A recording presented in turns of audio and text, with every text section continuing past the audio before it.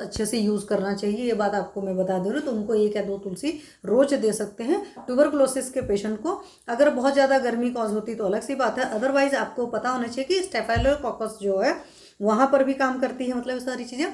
और स्ट्रेप्टोमाइसिन का केस जो है, स्ट्रेप्टोमाइसिन जो आपकी एंटीबायोटिक है उसका 1/10 है वर्किंग इसके जितना है, मतलब कि वो जितना काम करती है उसका 1/10 हमारी तुलसी जी काम करती है। उसी तरीके से ट्यूबरकुलोसिस में एक और मेडिसिन यूज होती है, दैट इज आइसोनियाजिड। तो आइसोनियाजिड का सोचो 1/4 ये भी काम करती है, मतलब आइसोनियाजिड का एक टेबलेट अगर आप देते हैं वो जितना वर्किंग करेगा तो इसका भी 1/4 वर्किंग करेगा। पर हमारे यहाँ मात्रा बहुत थोड़ी लगती है। और सबसे बड़ी बात है कि जो भी इसकी ट्यूबरकुलोसिस की मेडिसिन होती हैं उनके बहुत ज़्यादा साइड इफेक्ट होते हैं, और हमारी तुलसी जी के इस तरह के कोई भी साइड इफेक्ट नहीं है। तो इस बात को आप समझिए। तो कभी भी आपके आसपास कोई भी है या आपका पेशेंट ट्यूबरकुलर पेशेंट है तो आप उसको 1 या 2 या मैक्सिमम 4-5 पत्ते जो हैं तुलसी के खाने के बोल सकते हैं। खास करके जिनको लंग्स वाली ज़्यादा प्रॉब्लम हो, मतलब लंग क्योंकि ट्यूबी भी आपको पता है अलग अलग तरह की होती है, तो लंग्स वाली ट्यूबी में क्योंकि कास वास वगैरह के केस में तुलसी बहुत बढ़िया काम करती है।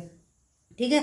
इसके जो पत्र स्वरस होते हैं उसका आप नस से दे सकते हैं। तो नस के केस में हम लोग मेजॉरिटी क्या जानते हैं कि नस के केस में तो हम ऑयल यूज़ करेंगे, षडबिंदु तेल है, अणु तेल है, क्षीरबला तेल है, नीली भृंगी आदि तेल है, डिपेंड ऑन द कंडीशन हम यूज़ करेंगे। अदरक स्वरस का भी नस से यूज़ कर लेते हैं। अभी हमने उस दिन बताया था कि मरीच का प्रदमन नस से कर सकते हैं, वचा का प्रदमन नस से कर सकते हैं।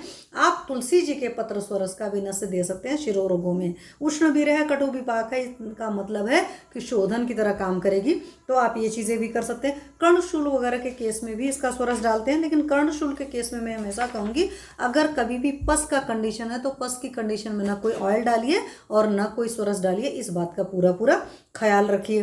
ठीक है।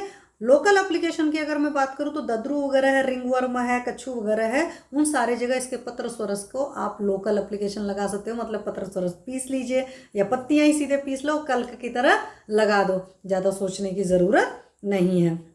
उसके अलावा क्या करना है कि इसका जो पत्र स्वरस होता है वो काश्वास में यूज़ होता है, ये मैंने आपको शुरुआत में बताया था। पार्श्वशूल के केस में बहुत अच्छा यूज़ होता है, जैसे हमारे हिक्का मूल में है ना, पुष्कर मूल जी हैं, पार्श्वशूल के लिए बहुत बढ़िया काम करते हैं। तो हमारी तुलसी जी भी काम करती हैं और हमारे आसपास रहती हैं, तो आप अच्छे से यूज़ कर सकते हो।